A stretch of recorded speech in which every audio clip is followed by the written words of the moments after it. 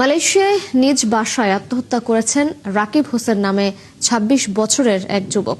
বাংলাদেশে তার বাড়ি হবিগঞ্জ জেলায়।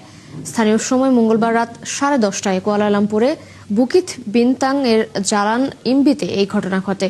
খবর পেয়ে পুলিশ মরদেহ উদ্ধার করে কুয়ালালামপুর হাসপাতালে নিয়ে যায়। ৩ বছর আগে নির্মাণ শ্রমিক হিসেবে মালয়েশিয়ায় যান নিহত ব্যক্তি। রাকিবের গ্রামের বাড়ি হবিগঞ্জ জেলার বানিয়াচং উপজেলার নজরপুরে। মূলত স্ত্রীর পরকীয়ার খবরে রাকিব আত্মহত্যা করেছেন বলে অভিযোগ নিহতের বাবা মোবারক হোসেনের। তিনি বলেন, মাত্র 7 মাস আগে তাদের বিয়ে হয়। সম্প্রতি পুত্রবধূ মরিয়মের সঙ্গে অন্য ছেলের ঘনিষ্ঠ ছবি ও ভিডিও দেখার পর থেকে অস্বাভাবিক আচরণ শুরু করে রাকিব। মর্মান্তিক এই ঘটনায় শোকের ছায়া নেমে এসেছে প্রবাসীদের মাঝে। মালয়েশিয়ার আসার পরে ওই মেয়ে রাকিবের বউ, ওর সাথে কোনো যোগাযোগ নাই।